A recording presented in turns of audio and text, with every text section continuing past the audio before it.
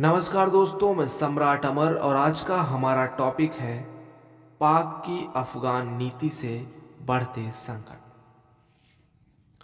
अफगानिस्तान में शांति और स्थिरता के लिए संतुलनकर्ता राष्ट्र के रूप में आगे आने की पाकिस्तान की भूमिका को सैद्धांतिक और व्यवहारिक स्तर पर वैश्विक मान्यता मिलने की संभावना नगण्य ही है। अफगानिस्तान के लोग अपने देश में राजनीतिक अस्थिरता, आतंकवाद और तालिबानी कब्जे के लिए पाकिस्तान को जिम्मेदार मानते रहे हैं। यह विरोध अफगानिस्तान से लेकर वैश्विक स्तर तक पर देखा गया है। अफगानिस्तान के सर्वोच्च नेता रहे हामिद करजई से लेकर अशरफ गनी तक अपने मुल्क की बदहाली के लिए पाकिस्तान को जिम्मेदार ठहराते रहे। अंतर्राष्ट्रीय समुदाय के साथ इस्लामिक देशों में भी पाकिस्तान को लेकर असमंजस्य बरकरार है। इसका बड़ा कारण पाकिस्तान के बहुआयामी हित रहे। पाकिस्तान समर्थित तालिबान सुन्नी संगठन है और वह अल्पसंख्यक हजारा, ताजिक और शिया मुसलमानों को निशाना बनाता रहा है।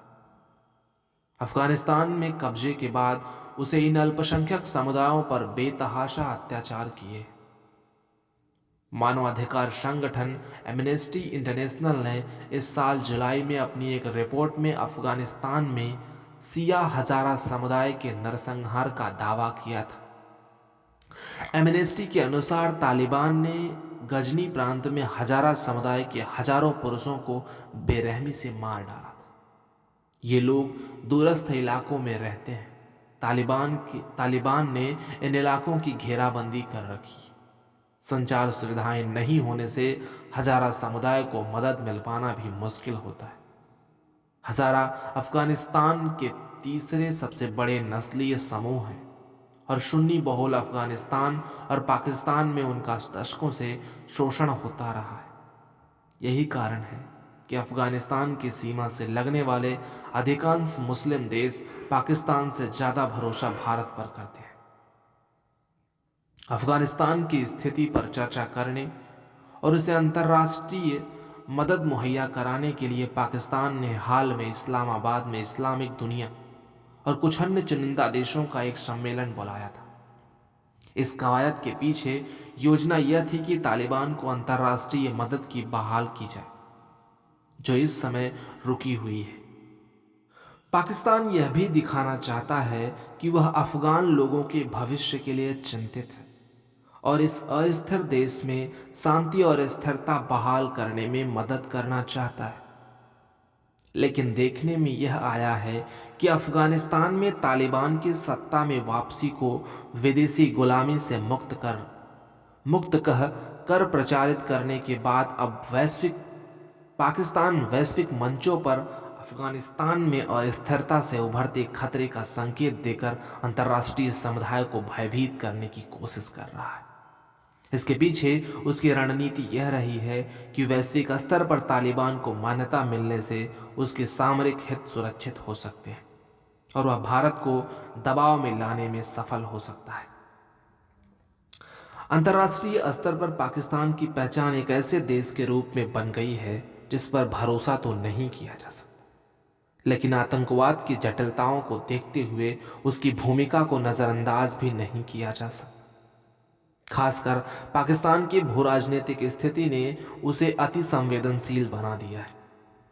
इन सब के बीच पाकिस्तान अफगानिस्तान को मिलने वाली विदेशी मदद पर नियंत्रण करके भारत को इससे दूर रखना चाहता है।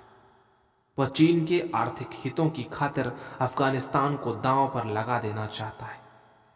वहीं अफगानिस्तान में भारत का प्रभाव कहीं फिर से न बढ़ जाए, इससे भी पाकिस्तान डरा हुआ है।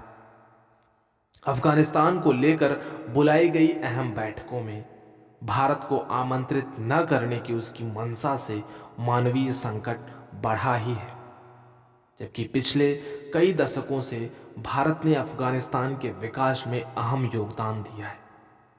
शिक्षा, स्वास्थ्य और ढांचागत क्षेत्र की परियोजनाओं पर भारत ने उल्लेखनीय कार्य किए थे, जो तालिबान की वापसी के बाद रुक गए हैं।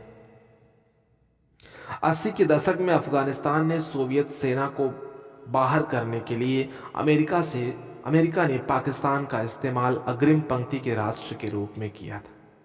इसके बदले पाकिस्तान को व्यापक आर्थिक और सामरिक सहायता दी गई थी।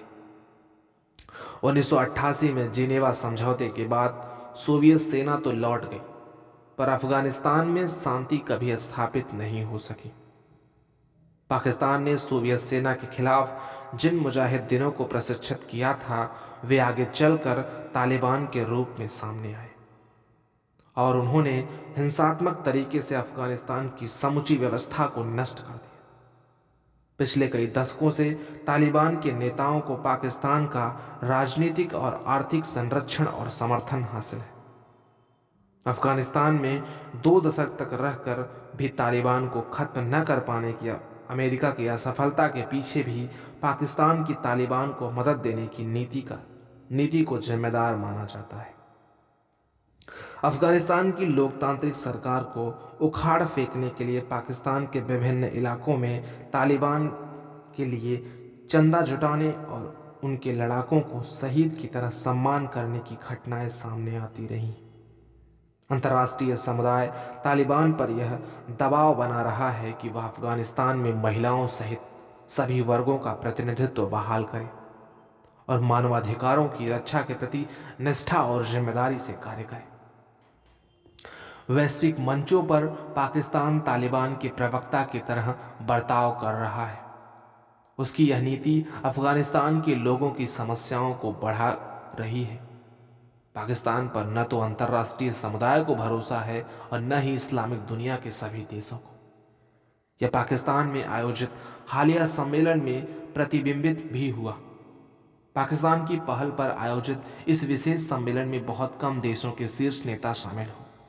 कई देशों ने अपने उपमंत्रियों और प्रतिनिधियों को भेजकर औपचारिकताएं पूर्ण कर ली। दूसरी ओर उसी समय भारत मध्य एशिया संवाद की 1 दिवसीय बैठक नई दिल्ली में आयोजित की गई, जिसकी अध्यक्षता भारत के विदेश मंत्री एस जयशंकर ने की थी। इस बैठक में कजाकिस्तान, किर्गिस्तान, ताजिकिस्तान, तुर्कमेनिस्तान और उज्बेकिस्तान के विदेश मंत्री शामिल हुए थे।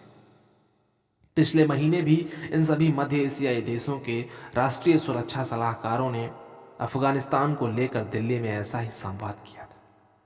ये सभी देश इस्लामिक देशों के संगठन OIC के सदस्य हैं और अफगानिस्तान के साथ सीमा साझा करते हैं। इन मंत्रियों ने इस्लामाबाद में OIC की बैठक में भाग लेने से ज़्यादा भारत को तरजीह दी और यह संदेश दिया कि वे अफगानिस्तान के मुद्दे पर भारत के साथ सहयोग बनाए रखना चाहते हैं। तजाकिस्तान, तुर्कमेनिस्तान और उज्बेकिस्तान जैसे देशों की चिंता यह है कि आने वाले समय में अफगानिस्तान की सरहदों पर मानवीय और सुरक्षा संकट खड़े हो सकते हैं। यही नहीं, तालिबान को पाकिस्तान से मिलने वाली सैन्य मदद इन राष्ट्रों के लिए खतरा बन सकती है। कजाकिस्तान और किर्गिस्तान की बड़ी चिंता इस्लामी चरमपंथ के उभार को लेकर है। अफगान लोगों के मानवीय संकट को ध्यान में रखते हुए भारत ने तालिबान के आने के बाद पहली बार अनाज और जीवन रक्षक दवाइयां पाकिस्तान के रास्ते भेजी। जाहिर है, अफगानिस्तान को लेकर भारत की पहल के सकारात्मक परिणाम आ सकते हैं। अफगानिस्तान में भारत की स्थिति मजबूत होने का एक मनोवैज्ञानिक और सामरिक दबाव पाकिस्तान पर रहता है। इससे अफगानिस्तान को नियंत्रित और संतुलित करने में भी मदद मिलती है। अफगानिस्तान में पाकिस्तान द्वारा उत्पन्न की गई अस्थिरता और आतंकवाद से निपटने के लिए वहां भारत का मजबूत होना बेहद जरूरी है। धन्यवाद।